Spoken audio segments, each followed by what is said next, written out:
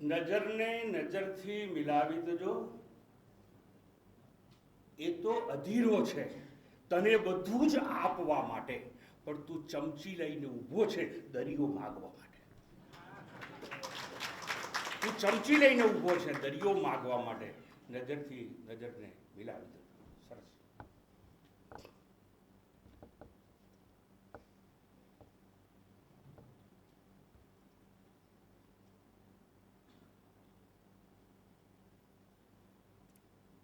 न गुरोधिकं तत्त्वं न गुरोर्धिकं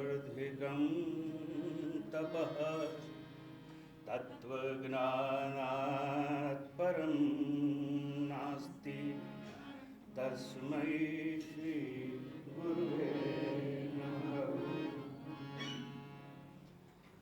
સદગુરુથી મહાન કોઈ તત્વ નથી. સદગુરુથી મહાન કોઈ તપ નથી. તત્વજ્ઞાનથી મહાન, સાંભળજો બરાબર, કોઈ જ્ઞાન નથી. એવા જ્ઞાન સ્વરૂપ ગુરુદેવને મારા કોટી કોટી વંદન હો. તસ્મૈ શ્રી ગુરુવે નમઃ.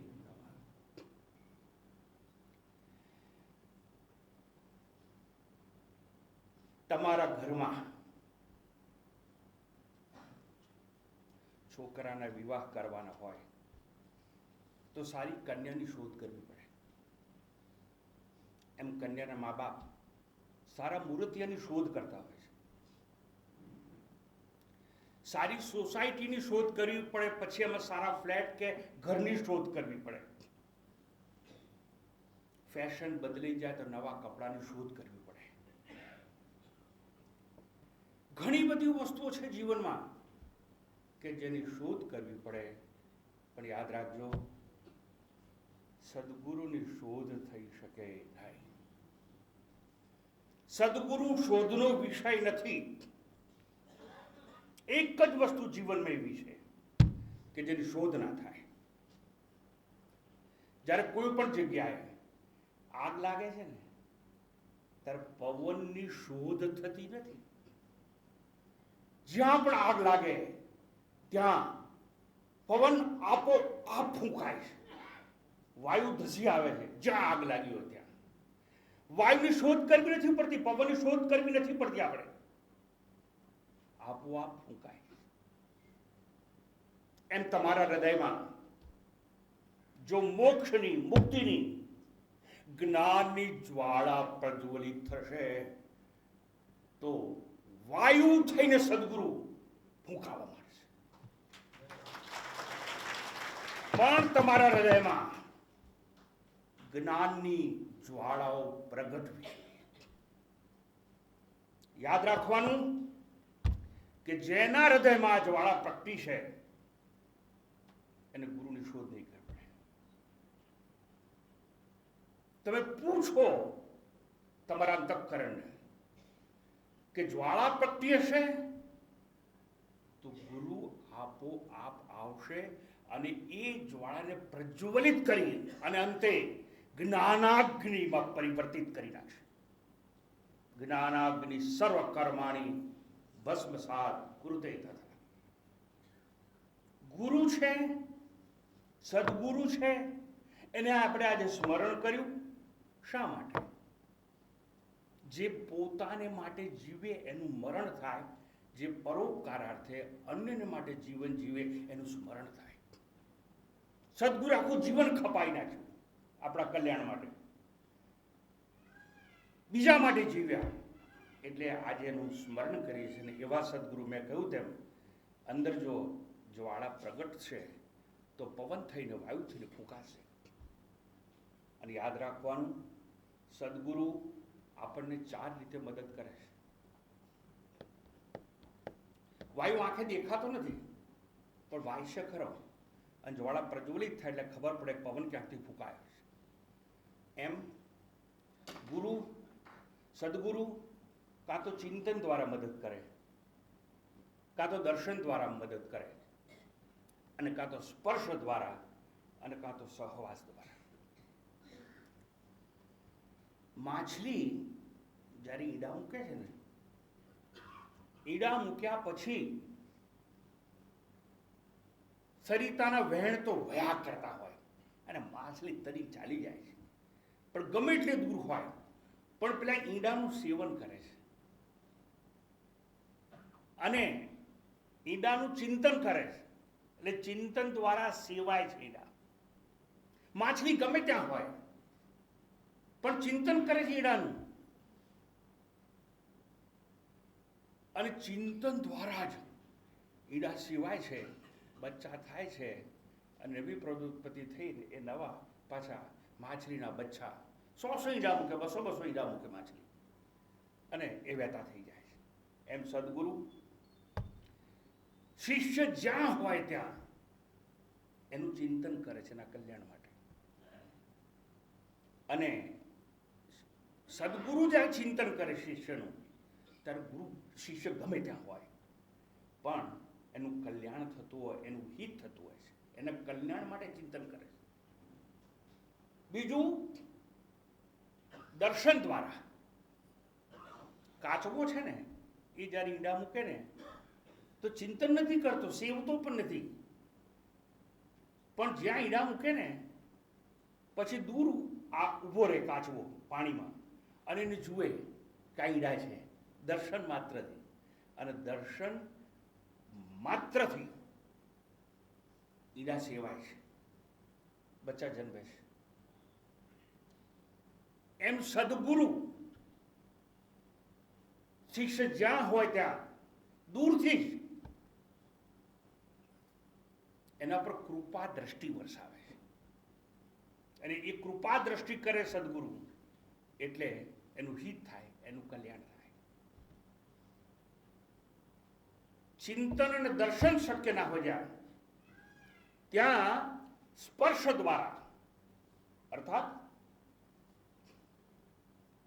પંખીઓ ઈંડા મૂકે ને પછી ઈંડા ઉપર મરઘી હોય તોય બેસે, પંખીઓ પણ બેસે, એટલે સ્પર્શ કરે છે. અને સ્પર્શ કરી અને સેવે છે અને એમાંથી બચ્ચા ઉત્પન્ન થાય છે અને એનું કલ્યાણ થાય છે. એમ સદગુરુ ક્યારે તમે પગે લાગો ને તમારા માથા ઉપર હાથ મૂકે, તમારા ખભા ઉપર હાથ મૂકે, સ્પર્શ કરે અને સ્પર્શથી જ તમારું કલ્યાણ થઈ જાય. એમાં બે વસ્તુ બને કે જ્યારે સદગુરુ, if he is in tune with higher reality, અને એ જ પ્રમાણે ઉત્તમ અધિકારી પણ હાયર રિયાલિટી સાથે ટ્યુનમાં હોય અને એ વખતે જો આવું કંઈક બને તો ચમત્કાર સર્જાય, કોઈ શંકા નથી. ચિંતન દ્વારા, દર્શન દ્વારા, સ્પર્શ દ્વારા, અને છેલ્લું છે સહવાસ દ્વારા. પ્રાણીઓ અને મનુષ્ય જ્યારે એ લોકોને પ્રસૂતિ થાય તો બાળકને પોતાની પાસે રાખે છે, સહવાસમાં રાખે છે. સહવાસમાં રાખે છે એટલું જ નહીં, એને સ્તનપાન કરાવે છે. સ્તનપાન કરાવે છે એટલું જ નહીં, એનો ઉછેર કરે છે અને બાળકનો વિકાસ થાય છે. એમ સદગુરુ શિષ્યને પોતાની પાસે રાખે છે, એને ભણાવે છે, એને શિક્ષણ આપે છે, એના અંતઃકરણની શુદ્ધિના ઉપાય બતાવે છે, પાસે રાખીને ઉપદેશ આપે છે, એની રહેવાની વ્યવસ્થા કરે છે. એટલે સહવાસ અને શિષ્યનું કલ્યાણ થતું હોય છે. ચિંતન દ્વારા, દર્શન દ્વારા, સ્પર્શ દ્વારા અને સહવાસ દ્વારા. રમણ મહર્ષિ બહુ સુંદર કથન કરે છે અને કહે છે, I will follow you even in hell. I will follow you even in hell to rescue you, provided I accept you as my disciple. એ કહે છે રમણ મહર્ષિ, તારા ઉદ્ધાર અને તારા કલ્યાણ માટે હું તારી પાછળ નરક મચાવવા તૈયાર છું. એક જ શરત, જો હું તને મારા શિષ્ય તરીકે સ્વીકારું. આપણને એમ થાય કે આપણા બધા શિષ્યો છીએ, ના, You are devotees. You are not disciple. શિષ્ય અને ડિવોટી ભક્ત એમાં બહુ ફેર છે. સદગુરુ જેને પસંદ કરે એને શિષ્ય કહેવાય, અને જે સદગુરુને પસંદ કરે એ ડિવોટી કહેવાય. આ ભેદ છે. આજે સદગુરુને સ્વીકાર કરવાનું લોકોને પસંદ નથી. સદગુરુમાં શ્રદ્ધા નથી, એ તો ઠીક, પણ સદગુરુ માટે જે ભાવના જાગવી જોઈએ ને એ જોવા બહુ ઓછી મળતી હોય છે. જેને અવતારી પુરુષો કહેવાય. અવતારી એટલે કોણ? જેને જન્મ અને મૃત્યુની સ્વતંત્રતા આપવામાં આવે છે, અને જેને પોતાના જન્મ અને મોત માટે સ્વતંત્રતા હોય એવા પુરુષને અવતારી એવું શાસ્ત્રોએ નામ આપ્યું છે. અવતારી પુરુષ એટલે એ લોકોનો જન્મ ના થાય, એ લોકોનું પ્રાગટ્ય હોય, એ લોકો મરે નહીં, એ લોકો અંતર ધ્યાન થઈ જાય અને પોતાને ધારે તે રૂપમાં, ધારે તે મા બાપને ત્યાં, ધારે તે સમયે પ્રગટવાની સ્વતંત્રતા હોય. અને કેમ પ્રગટ કરે છે પોતાની? એટલા માટે કોઈ વિશેષ પ્રયોજન લઈને એ લોકો જન્મે છે. કૃષ્ણ ભગવાન દ્વારા જો ગીતાનો ઉપદેશ આપવાનો સમાપ્ત થઈ ગયો હોય મહાભારતના યુદ્ધમાં, પછી એને રહેવાની જરૂર નહીં, એટલે દ્વારકા પાસે જાય. કોઈ ભીલને પ્રેરણા કરવામાં આવે, ભીલ તીર મારે અને દેહ છોડી દે. જે લોકો દ્વારકા પાસે ગયા છે ભાલકા તીર્થમાં, એ લોકોને આ વાતની ખબર હશે. મારે એટલું જ કહેવું છે, એ ધારે ત્યારે પણ વિશેષ કામ માટે આવે. રામ અવતાર રાવણના નાશ માટે, પછી પ્રયોજન ખલાસ, પછી એમાં વધારે રહેવાની જરૂર નહીં, એટલે પોતે જ અંદર ધ્યાન થઈ જાય. મારે તમને એ સમજાવવું છે કે આવા જે અવતારી પુરુષો હોય ને એને પણ સદગુરુ સ્વીકાર્યા હતા. કૃષ્ણ ભગવાનના ગુરુ કોણ? સાંદીપની. હવે તમને સ્ટોરીઓ તો બધી ખબર છે, સ્ટોરી કરતો નથી હું, પણ કૃષ્ણ સુદામા સાંદીપની ઋષિના આશ્રમમાં અને સાંદીપનીને ગુરુ માને છે. અવતારી પુરુષને પણ સદગુરુ સ્વીકાર્યા હતા. અને ભગવાન રામ છે એના ગુરુ વશિષ્ઠ, એ પણ અવતારી કહેવાય. રામ પણ, કૃષ્ણ પણ અવતારી કહેવાય. અને યુગે યુગે સંભવામી યુગે યુગે, એટલે ઈશ્વરે નક્કી કર્યું કે જ્યારે જ્યારે આવું આવું થશે, બધું ગીતામાં આવે છે, ત્યારે ત્યારે હું મને અભિવ્યક્ત કરીશ. હું તો અવ્યક્ત છું, અંતરાત્મા છું, પણ ધનુર્ધારીનું રૂપ લઈને આવીશ. ત્યારે પેલો કે જો બંશીધરનું રૂપ લઈને આવીશ. એટલે ધારે તે રૂપમાં, ધારે એ સ્થળે, ધારે એ સમયે વિશિષ્ટ પ્રયોજન માટે આવે એને અવતારી પુરુષ કહેવાય. એવા અવતારી રામને પણ ગુરુ સ્વીકાર્યા હતા, કૃષ્ણને પણ ગુરુ સ્વીકાર્યા હતા. એક હતો દશાનન, એને ગુરુ સ્વીકાર્યા હતા. બાકી રાક્ષસોના ગુરુ તો શુક્રાચાર્ય ને હતા, પણ રાવણને સ્વીકાર્ય નતા ગુરુ, અને સ્વીકાર્ય નહોતા માટે આખા કુળનો વિનાશ થયો, એનો પોતાનો વિનાશ થયો. આખી લંકા ભડકે પડી. કેમ? એને ગુરુ સ્વીકાર્ય નહોતા. આ ગુરુ એટલે કોણ? ગુરુદેવ એટલે કોણ? ગુરુ એટલે દેહ નહીં, ગુરુ એટલે મન નહીં, ગુરુ એટલે બુદ્ધિ નહીં, ગુરુ એટલે ઇન્દ્રિયો નહીં, ગુરુ એટલે જીવાત્મા પણ નહીં કે આ શરીર તો અહીં મર્યું હોય અને જીવાત્મા જેમ પુનર્જન્મ આપણે ચાલી જાય છે, એ પણ ગુરુ નહીં. ગુરુ એટલે કોણ? ગુરુ, સદગુરુ એ તો તત્વ છે, સત્વ છે, સત્ય છે, તત્વ છે, સત્ય છે અને સત્વ છે. આ ગુરુદેવ,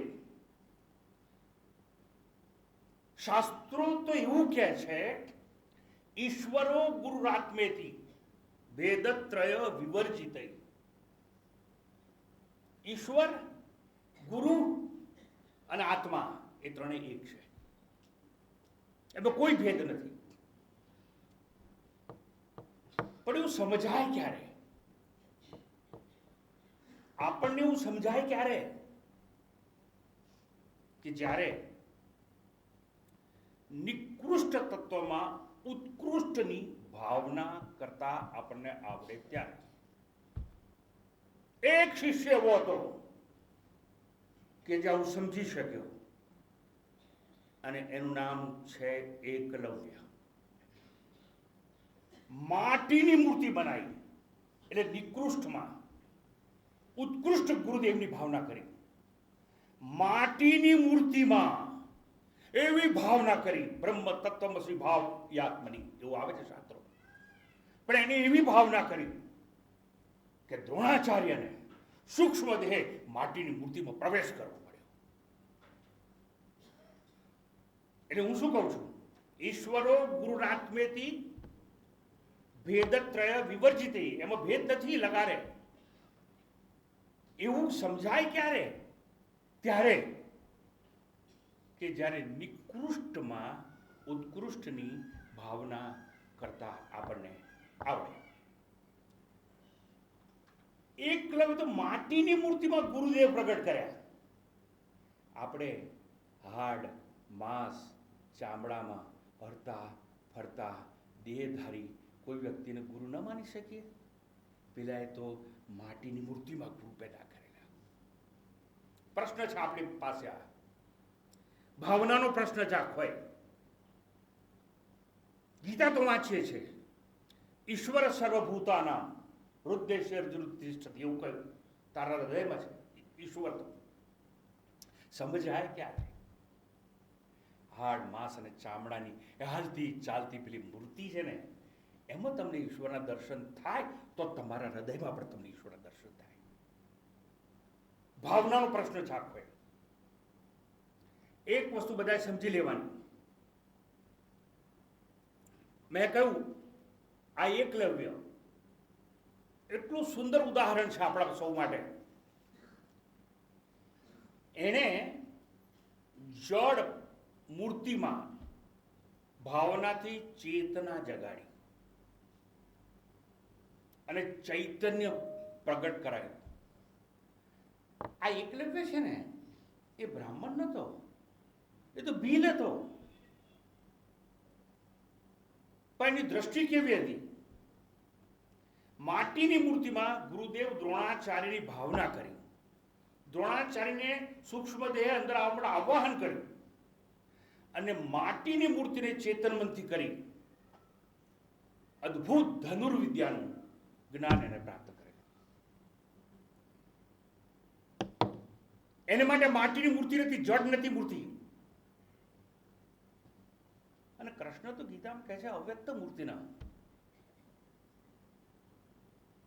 હવે આ એકલવ્ય સાધના શરૂ કરી અને ગુરુદેવને સાક્ષાત માટીની મૂર્તિમાં ગુરુદેવને પૂછે કે હવે શું કરું, તો એને પ્રેરણા મળતી હતી કે આવી રીતે ધનુર્વિદ્યા શીખતું. અને એકવાર આ એકલવ્ય સાધના કરતો, સાધના કરતો તો ધનુર્વિદ્યાની, એમાં પુત્રો બાજુમાં આવી અને ભસવા માંડ્યો અને વચ્ચે વિઘ્ન ઊભું કરવા માંડ્યો. પુત્રો જ્યારે વિઘ્ન ઊભું કરે છે ને, ત્યારે આ તો ગુરુદેવની અપરંપાર કૃપા જેના પર ઉતરી છે. એ બાણોની વર્ષા કરે છે, એટલે પુત્રાને મોંમાં બાણ ભરી જાય છે, એટલે પુત્રો ભસતો બંધ થઈ ગયો. પછી કરી સાધના શરૂ એને. હવે એવું થાય છે, પુત્રો ભસતો તો બંધ થઈ ગયો અને વિક્ષેપ ના થાય એટલે. પણ એવી વિદ્યા શીખે તો પારંગત ધનુર્વિદ્યામાં થયેલો કે લોહીનું એક ટીપું મોંમાંથી નીકળે ના, અને ઈર્ષા થાય નહીં. બાણોની વર્ષા કરી અને પુત્રનું મોં ભરી ગયું એટલે ભસી ના શકે. અને એ પુત્રો બાણ મોંમાં છે, લોહીનું ટીપું નીકળતું નથી, જીવતો છે, દોડતો દોડતો પાંડવોને એ જંગલમાં દ્રોણાચાર્ય શિક્ષા આપતા હતા ત્યાં પહોંચી જાય છે. એટલે પાંડવો જુએ છે, એ કૂતરો, એના મોંમાં બાણ, લોહી નથી નીકળતું, જીવે છે, ભસતો નથી. કોણ છે આ બાણાવળી? આશ્ચર્ય મુગ્ધ થઈ ગયા. સ્વયં દ્રોણાચાર્ય મંત્રમુગ્ધ બની જાય છે. કેવી ભાવના કરી હશે ને માટીની મૂર્તિમાં ગુરુદેવની. અને ગુરુદેવને એવા આશીર્વાદ મળ્યા કે ધનુર્વિદ્યાનો ભારત વર્ષમાં એક મોટો ચમત્કાર થયોની રચના થઈ. એકલવ્ય જે રીતે નિકૃષ્ટ માટીની મૂર્તિમાં ઉત્કૃષ્ટ ગુરુદેવની ભાવના કરી. જો આ તમારે સાક્ષાત્કાર કરવો હોય ને આત્મવિદ્યા પ્રાપ્ત કરીને જ્ઞાન લેવું હોય તો માત્ર ભાવનાનો પ્રશ્ન છે. ભાવના જ કરવાની. અને જેવી રીતે પથ્થરની મૂર્તિમાં, માટીની મૂર્તિમાં એને ચેતના પ્રગટ કરી અને મૂર્તિમાં અમૂર્ત નિરાકારની ભાવના કરી, વ્યક્ત મૂર્તિમાં અવ્યક્તની ભાવના કરી, દ્રશ્ય મૂર્તિમાં અદ્રશ્યની ભાવના કરી, સાકાર મૂર્તિમાં નિરાકારની ભાવના કરી. અને બસ એવું થતાની સાથે ગુરુદેવ પોતાની કૃપા વરસાવે છે અને એકલવ્યને ધનુર્વિદ્યાનું જ્ઞાન પ્રાપ્ત થાય છે. કેવી રીતે? બાણ છે મોંમાં પણ લોહીનું ટીપું નીકળતું નથી. કૂતરો જીવતો છે. બધા આશ્ચર્ય મુક્ત થઈ જાય છે. એટલે નક્કી કર્યું પણ જવું ક્યાં? એટલે કૂતરો જે દિશામાં ચાલતો હતો ને એ દિશામાં આ લોકો બધા પાંડવો અને દ્રોણાચાર્ય ચાલવા લાગ્યા. અને ત્યાં જઈને જુએ છે તે માટીની મૂર્તિ છે, એની પાસે બેસી અને આ ધનુર્ધર છે એ અભ્યાસ કરતો હોય છે. દ્રોણાચાર્યને જોઈ અને પગે લાગે છે. આજ એકલવ્યને દ્રોણાચાર્ય ના પાડી હતી. હું તો ખાલી રાજપુત્ર હોય એને જ ભણાવું છું, એટલે તમે મારી પાસે અભ્યાસ ના કરી શકો. એ કહે છે ગુરુદેવ, મને ગુરુદેવ તું કોણ? કે થોડા વર્ષો પહેલા હું આવ્યો હતો આપની પાસે. તને કોને શીખવાડી આ વિદ્યા? ગુરુદેવ આપની જ પ્રસાદી છે. આ મૂર્તિમાંથી તમે મને ગાઈડન્સ અને માર્ગદર્શન આપતા હતા. એમ હું તારો ગુરુ છું, અને જો હું તારો ગુરુ હોઉં તો દક્ષિણા રૂપે તારા જમણા હાથનો અંગૂઠો કાપીને આપી દે. ક્ષણ માત્રનો વિચાર કર્યા વિના દાડ દઈ અંગૂઠો કાપી અને ગુરુદેવના ચરણોમાં ધરી દે છે. જમણા હાથનો અંગૂઠો આપી દેવું શું? આખી ધનુર્વિદ્યા દાનમાં આપી દે છે. પછી તો બાણ પકડાય નહીં આ બધી અંગૂઠા વગર. તો આખા જીવનની આહુતિ આપી દીધી. અંગૂઠો અર્પણ કર્યો એટલે શું? ધનુર્ધારી તરીકેનું નામો નિશાન મિટાવી નાખ્યું એને માત્ર ગુરુદેવના એક વચનમાં કે જો હું તારો ગુરુ હોઉં તો દક્ષિણામાં જમણા હાથનો અંગૂઠો મને આપી દે. તમને બધાને હું પ્રશ્ન પૂછવા છે. એકલવ્ય તો જીવનની આહુતિ આપી અને ધનુર્વિદ્યા ગુરુના ચરણોમાં ધરી દીધી. તમે જેને ગુરુ માનતા હોય એના ચરણો શું અર્પણ કર્યું છે? Please go for introspection. તમે તમારા ગુરુદેવના ચરણોમાં શું અર્પણ કર્યું છે? સવાલ તમારો છે, જવાબ તમારી ભીતર છે. મારે તમને એટલું સમજાવવું છે કે અર્પણ કઈ ના કર્યું તો કઈ વાંધો નહીં. ગુરુ સાથે દ્વેષ તો નથી કર્યો. સમજે અમે એવું કેવી રીતે વિચારી શકીએ? ના, વિચારવું જ પડે, નહીતર તો શ્રુતિએ શંકા ઉભી ન કરી હોત. માં વિદ્વિષા વહી સહના ભવતુ સહનૌ ભુનક્તુ સહવીર્યમ કરવા વહે. ત્યાં અંતે આવે છે. અને જો ઉપનિષદના મંત્રો છે, ઉપનિષદ એમ કહેતું હોય કે અમે ગુરુ શિષ્ય એકબીજાનો દ્વેષ ના કરીએ તો થતો હશે માટે જ કહ્યું હશે. ભલે તમે કે અર્પણ ના કર્યું હોય ગુરુના ચરણો, પરંતુ પૂછો તમારી જાતને, દ્વેષ તો નથી કર્યો ને? માં વિદ્વિષા ભાઈ, એટલા માટે એવી પ્રાર્થના મંત્રોમાં આવે છે. એક વસ્તુ સમજી લેવાની, શિષ્ય અને સદગુરુ એ બેની વચ્ચે કેવો સંબંધ છે? સાગર અને સરિતા જેવો. સાગર અને સરિતા જેવો. સદગુરુ તો સાગર છે.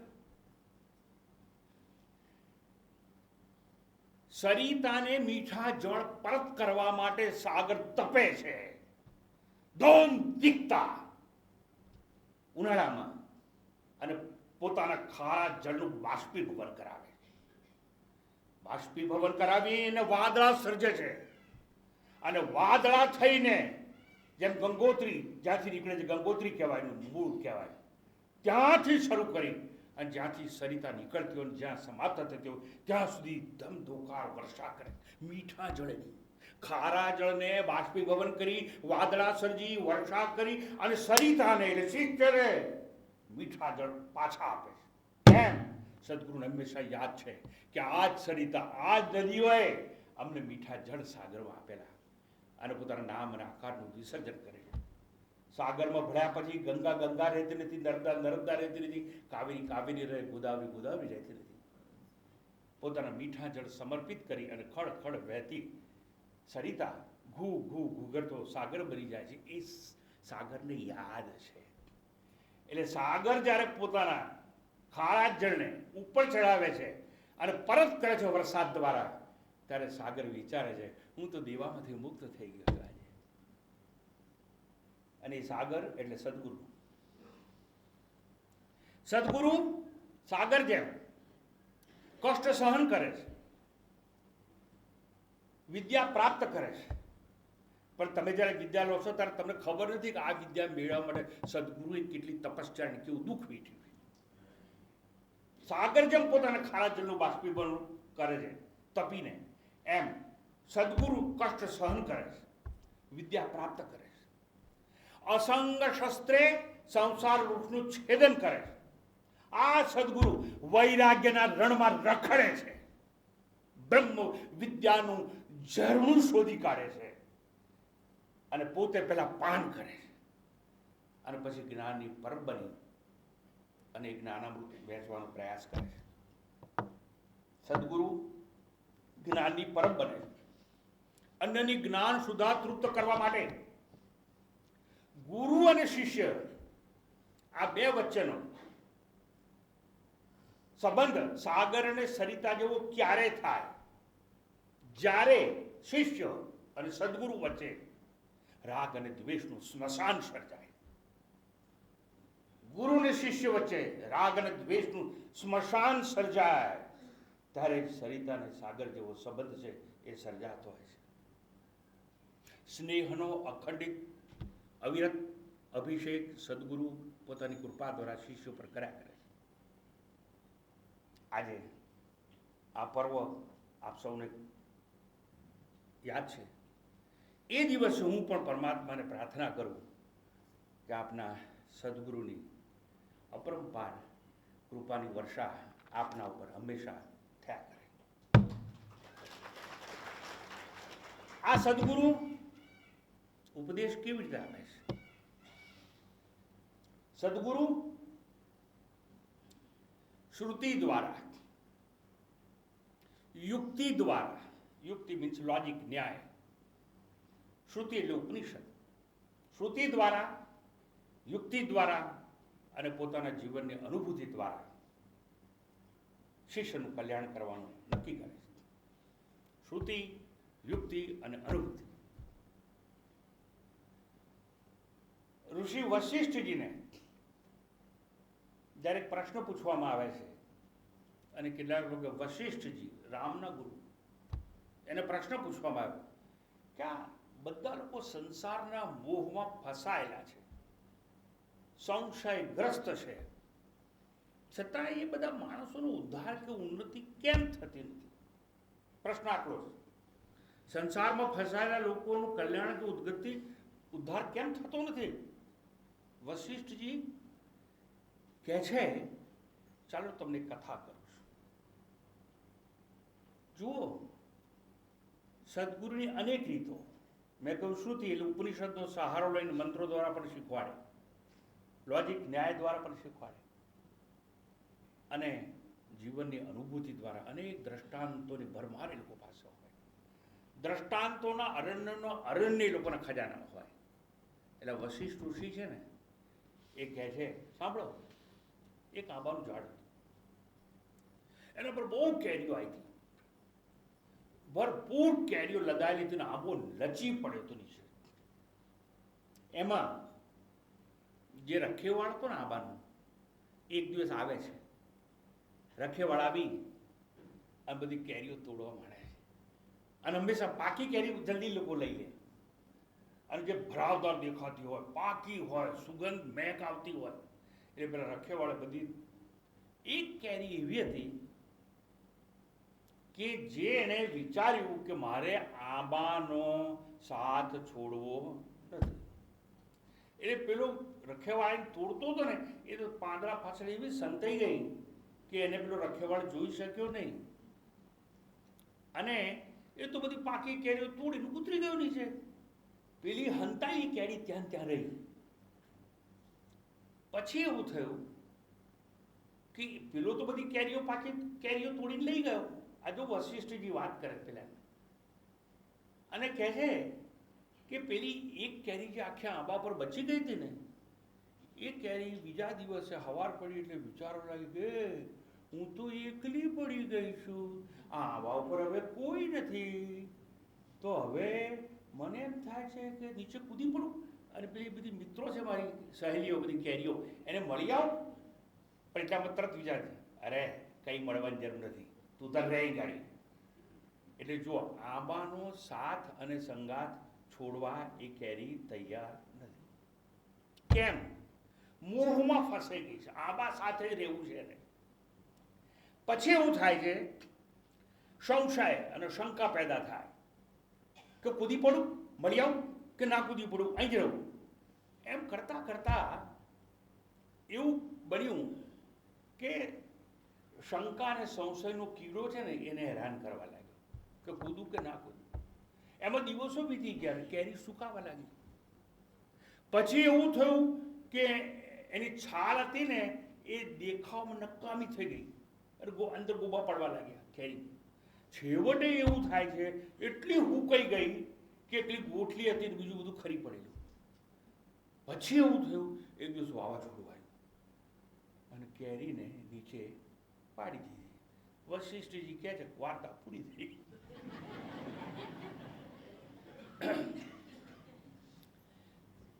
તમને સંસારનો મોહ એટલો બધો હોય છે,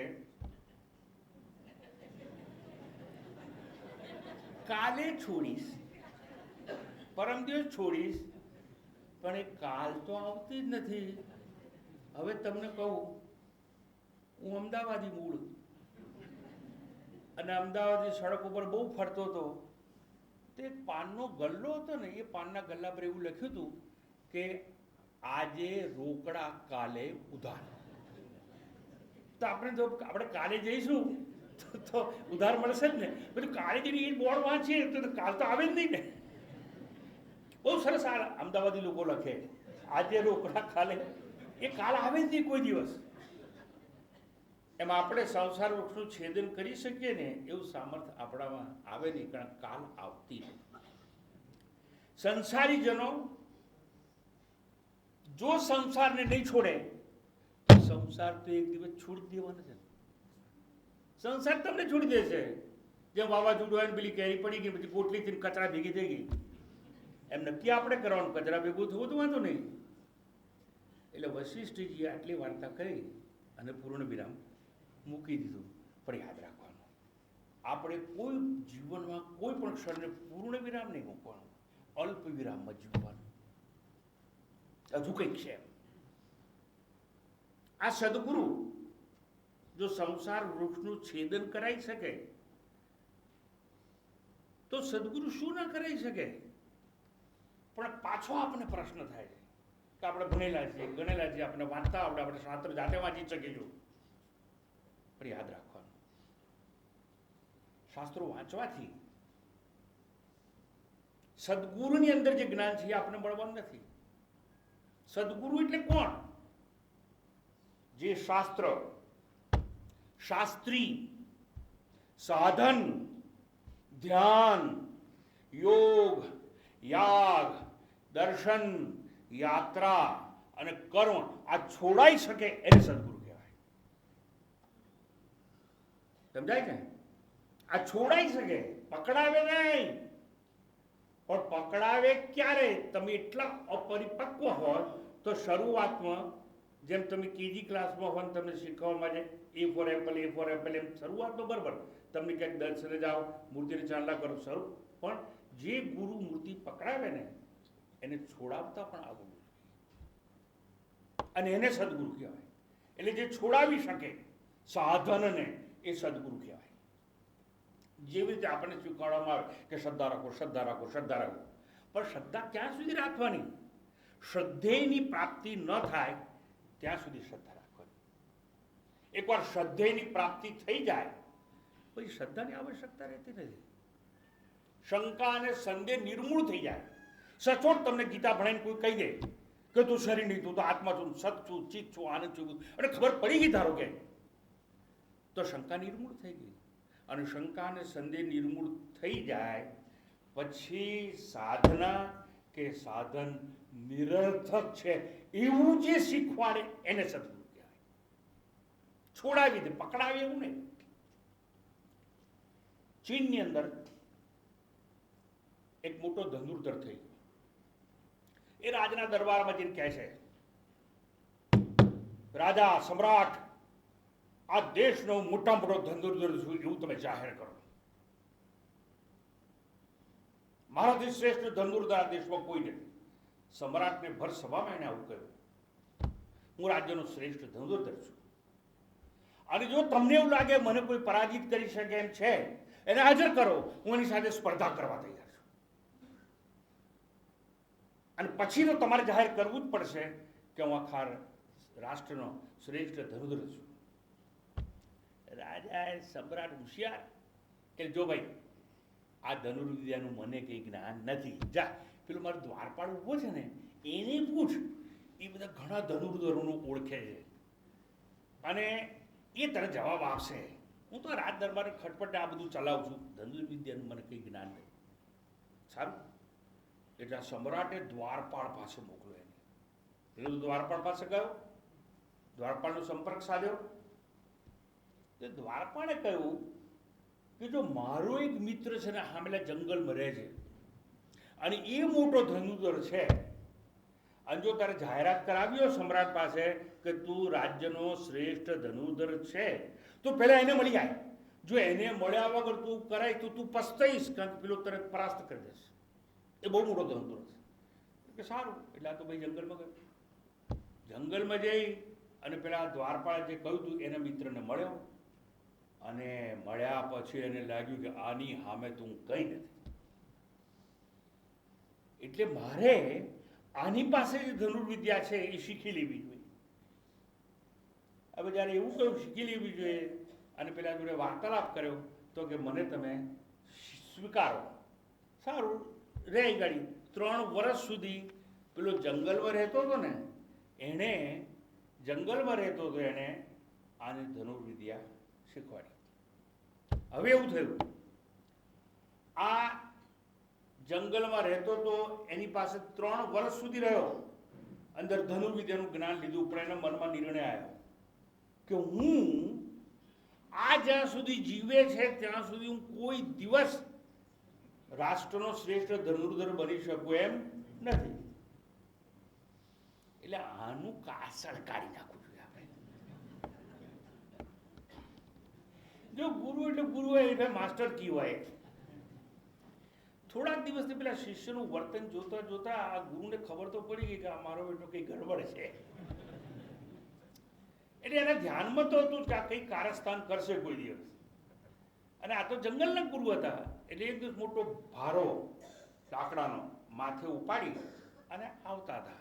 આણે જોયું કે આ તક બહુ સારામાં સારી છે, કારણ કે માથે વજનદાર છે અને આમ પકડી રાખ્યું છે, અને હવે આપણું કામ થઈ જશે. એટલે એને એક ઝાડીમાં સંતાઈ અને દૂરથી ગુરુ તરફ બાણ, જેની પાસે 3 વર્ષ રહીને શીખેલો ને એને બાણ માર્યું. એટલે ગુરુને તો શંકા આવી ગયેલી કે ગરબડ કરવા છે, આમ ધનુષ આવતું જુએ છે, અને માથે જે લાકડાનો ભારો હતો ને એમાંથી એક પાતળી લાકડી કાઢી ખેંચી અને આમ મારી. એટલે એ ધનુષ સાથે અથડાઈને તીર હતું ને એ ઊંધું ભરી ગયું. ઊંધું ફરીને જઈને પેલા છાતી પહેરી એક લાકડી પાથરી, એ પેલા તીરને અથડાઈ અને તીર ઊંધું ફરીને પેલા છાતીમાં બેહી ગયું. આખરે સદગુરુ કહેવાય. એટલે દોડીને જાય છે, એની છાતીમાંથી બાણ કાઢી લે છે અને એને કહે છે, જો આટલી જ વિદ્યા મેં તને શીખવાડી નહોતી 3 વર્ષમાં. આટલી વિદ્યા શીખવાડી નહોતી અને હવે શીખવાડીશ. એ સદગુરુ. હવે પેલાને થયું કે આ તો બહુ મોટી વાત છે અને આ તો કેટલું જ્ઞાન છે ધનુર્વિદ્યાનું. પેલો કહે છે કે આટલી જ વસ્તુ નથી શીખવાડી કે સામાન્ય લાકડીને તીર કેમ બનાવાય, નહીં શીખવાડું. પણ જો તને કહી દઉં છે એક વાત, મારા ગુરુ 100 વર્ષથી વધારે ઉંમરના છે અને હા મેં પેલો પહાડ છે ને, એ પહાડની અંદર એક જંગલ છે, ત્યાં રહે છે, એની આગળ તો હું કઈ નથી.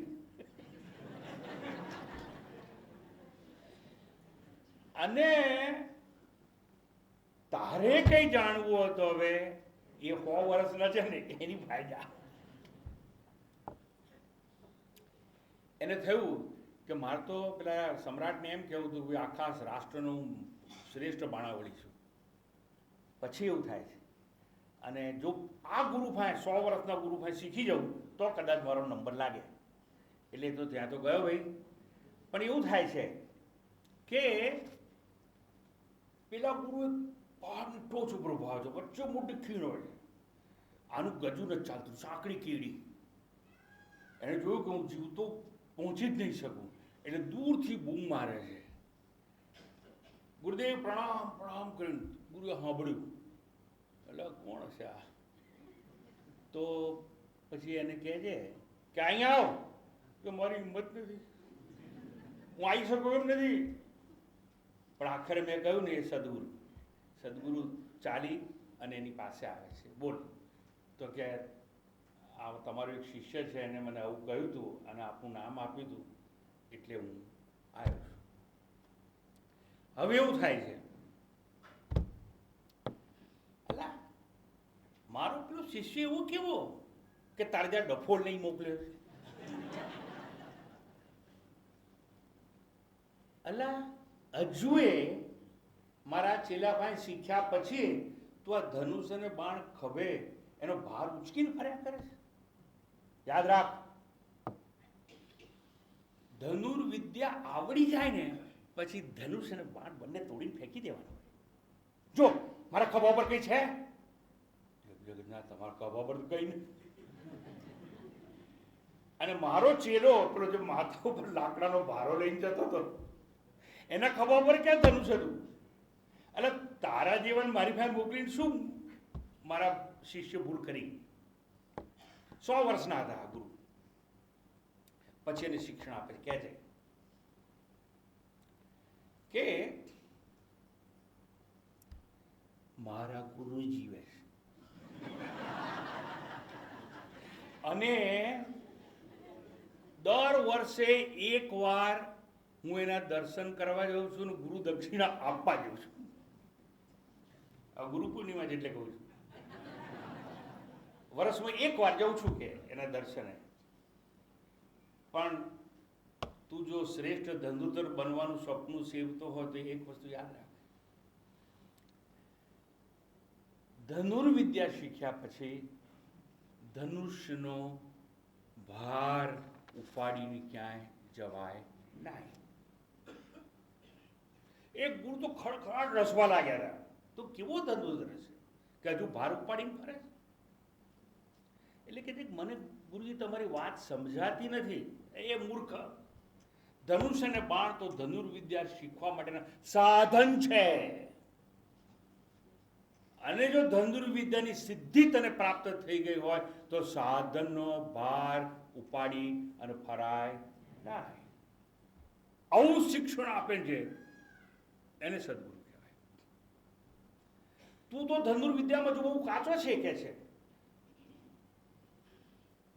જો મારા ખભા પર તો બાણ નથી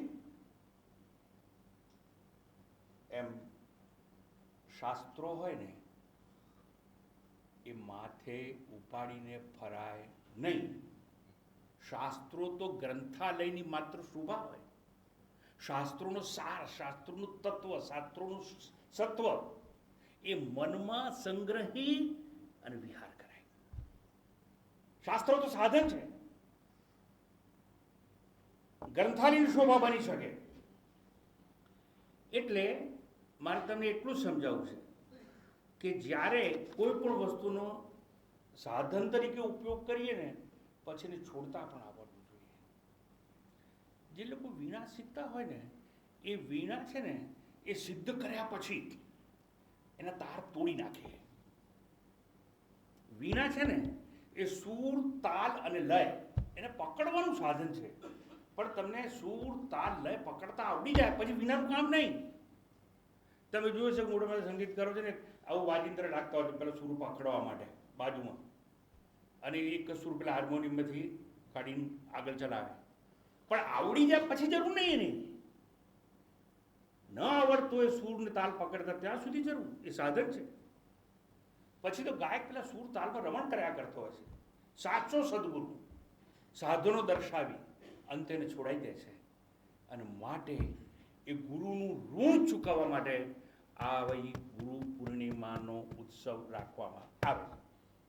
શાસ્ત્રો, ગ્રંથો, મંદિરો, મૂર્તિઓ, કર્મકાંડ, કથા, વાર્તા, કીર્તન, જપ, તપ, વ્રત, સાધના, યોગ, યાગ અને પ્રવચન આ બધું નકામું છે. આ બધા સાધનો છે. સમજી પ્રવચન, હા, એટલા માટે ઉપનિષદે કહ્યું નાયમાત્મા પ્રવચન ન લભ્યા. પ્રવચન કરવાથી, પ્રવચન સાંભળવાથી આત્મદર્શન થાય ને એવું ઉપનિષદો કહે. આ સાધનો આટલા બધા ગણાઈ ગયું એ આત્મસિદ્ધિના દ્વાર ખોલવા માટે અને પ્રવેશ મેળવવા માટે ઉપયોગમાં લેવા જોઈએ. પછી જ્યારે આપણે નિજાનંદી મસ્તીમાં, ઉન્માદમાં નિમગ્ન થઈ જઈએ પછી આ બધી વસ્તુની જરૂર પડતી નથી.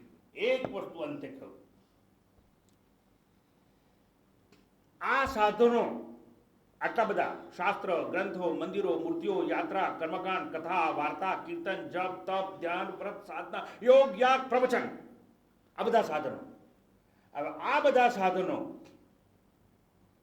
એક વાર છોડી દેવાના છે અને લક્ષ્ય છે એના પર ધ્યાન રાખવાનું છે. લક્ષ્યનું ધ્યાન કરાવે છે, સમજાવે છે શાસ્ત્રો. તો જો લક્ષ્ય નિષદિન આપણી નજરમાં હશે તો અવશ્ય આજે નહીં, કાલે નહીં, કોઈને કોઈ જન્મે લક્ષ્ય વેદ કરતા આપણને આવશે. સાધનનો ભાર ઉંચકીને ફરશો તો જન્મ મૃત્યુના ચક્રમાં હજારો જન્મ સુધી ફરતા રહેશો. પુનરપી જરણમ પુનરપી મરણમ પુનરપી જરણી જઠરે શયનમ. એટલે તો ઉપનિષદોને કહેવું પડ્યું પ્રણવોધનું શરોય આત્મા બ્રહ્મતા લક્ષ્ય મુચ્યતે અપ્રમત્તેન વેદવ્યમ સર્વતન્મયો ભવે. ધનુષ્ય ઓમ, ઓમકાર ધનુષ્ય છે. જીવાત્મા એક બાણ છે. ઓમકારની સાધના કરી જીવાત્મા રૂપી બાણને છોડવાનું અને કયું લક્ષ્ય મેળવવાનું? બ્રહ્મ. બ્રહ્મ તલક્ષ્ય મુચ્યતે. સાધનો છોડ્યા બાદ, સાધનોનો ત્યાગ કર્યા બાદ લક્ષ્યમાં બ્રહ્મ કે આત્મા હોવો જોઈએ. એવું જો લક્ષ્ય નિરંતર ધ્યાનમાં હશે તો કોઈને કોઈ જન્મે આપણો ઉદ્ધાર થશે, થશે અને થશે, એમાં કોઈ શંકા નથી.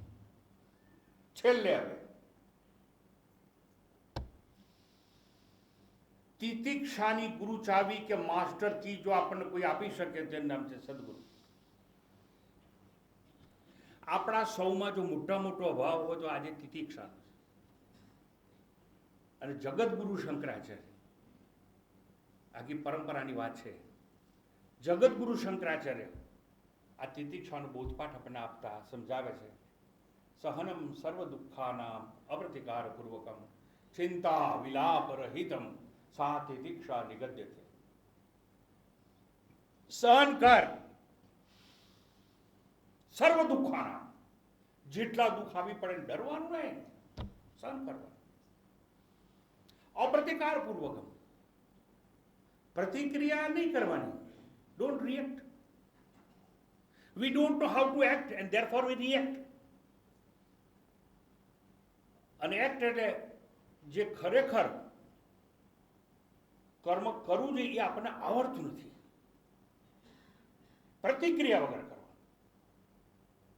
અપ્રતિકાર પૂર્વકમ, પછી દુઃખ આવે તો ચિંતા બી નહીં કરવાની. મેં કોઈનું બગાડ્યું નથી, હું સત્યથી જીવું છું, હું લાંચ લેતો નથી, હું કોઈને મારતો નથી, હું કોઈને દુઃખ પહોંચાડતો નથી. ભગવાન તે મને આવું કેમ દુઃખ આવ્યું, એવી ચિંતા નહીં કરવાની. અને ક્યારે જશે, દુઃખ આવ્યું છે કરવું ને, જવા માટે જ આવે દુઃખ, એટલું યાદ રાખવાનું. દુઃખ પરમેનન્ટ નથી એવું સમજાશે ને તો સુખ પરમેનન્ટ નથી એવું સમજાશે.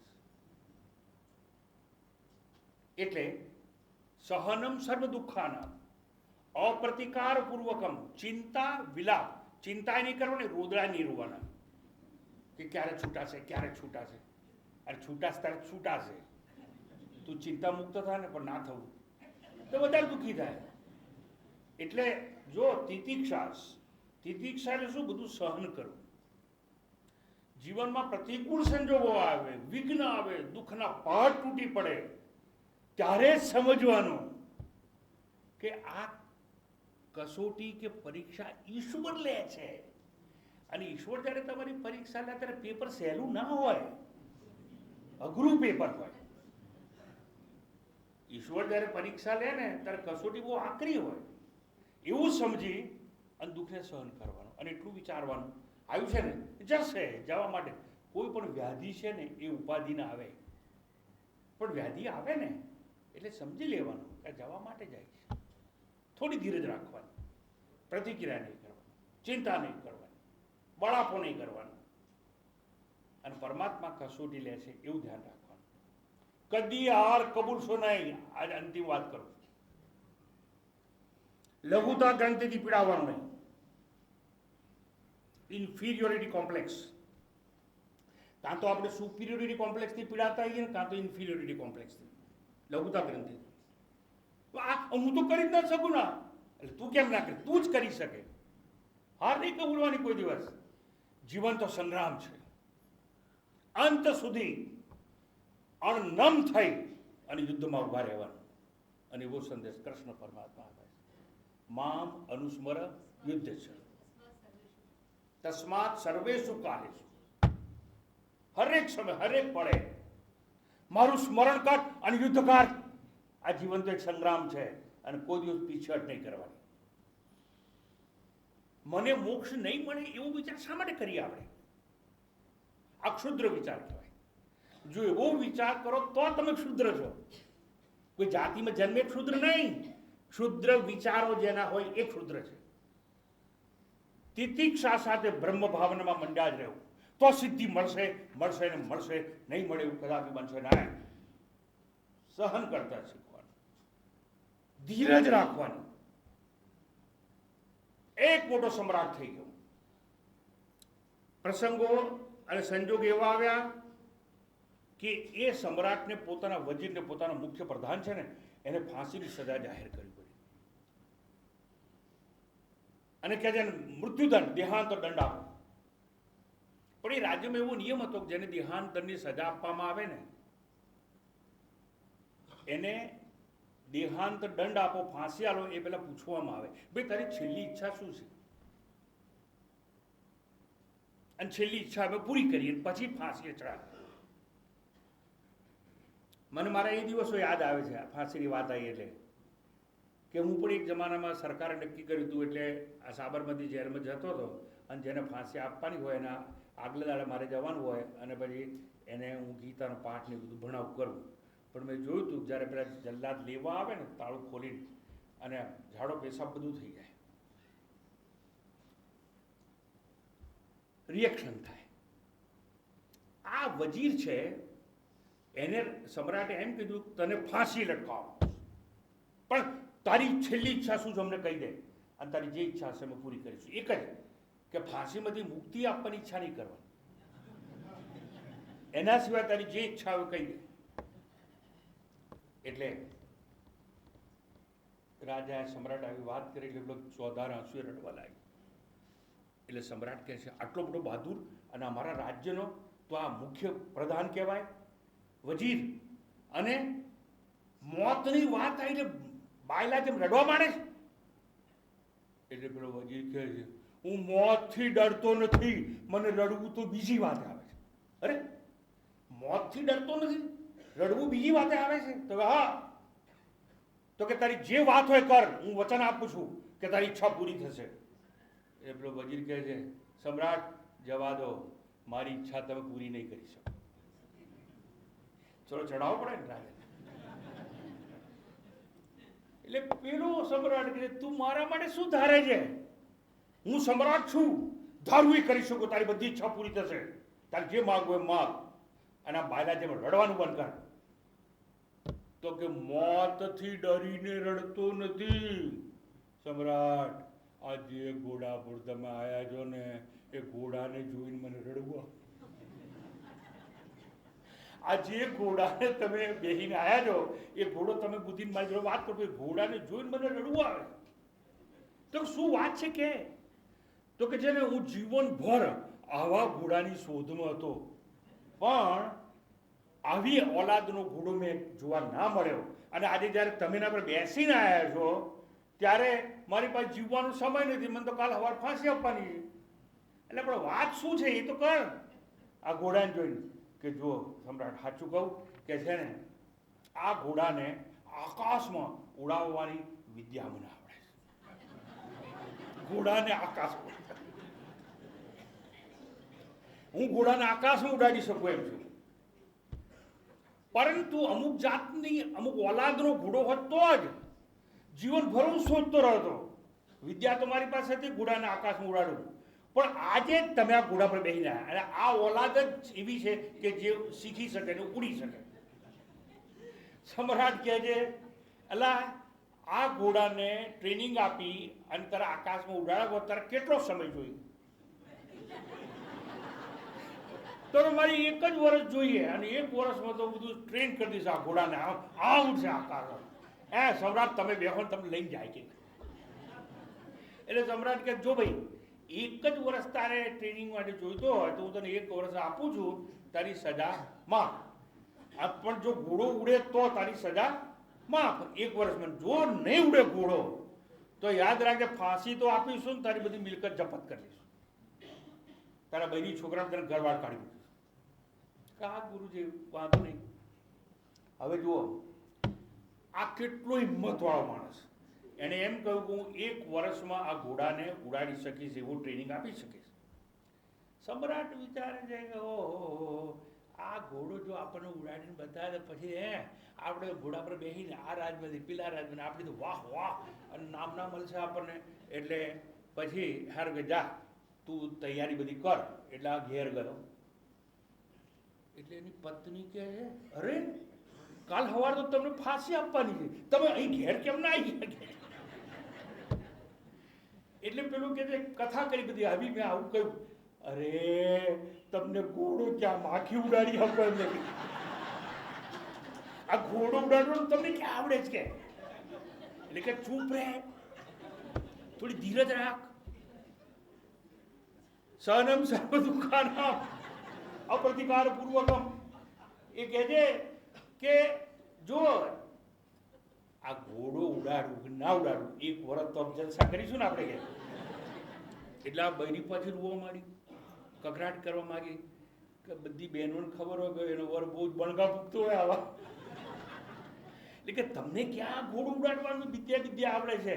આ તમે શું કરી બેઠા? એક વર્ષ તો હમણાં થોડીક વારમાં પસાર થઈ જશે, તમે તો મરશો પણ મિલકત બધી રાજા લઈ જશે અને અમે ઘરબાર વગરના થઈ જઈશું. એમ કરી પેલી રોવાનું શરૂ કર્યું. ગભરા નહીં, એક વર્ષમાં તો ઘણું બધું થઈ શકે, હિંમત ના હારતું. અને પ્રતિક્રિયા કે ચિંતા કર્યા વગર આપણે એક વર્ષ કાઢી નાખીશું. તો આંસુ લૂછી લે ને એકવાર. આ દરેક વાર આવું કહેવું, તું આંસુ લૂછી લે. જો એક વર્ષમાં તો એવું બને કે રાજા ના રહે. 1 વર્ષમાં તો આ ઘોડું છે ને એ મોદું પડે ને સૂઈ જાય.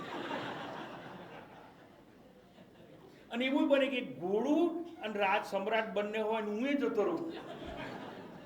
કંઈ પણ બની શકે, તું ચિંતા ના કર. 1 વર્ષ તો આમ સપનામાં નીકળી જશે.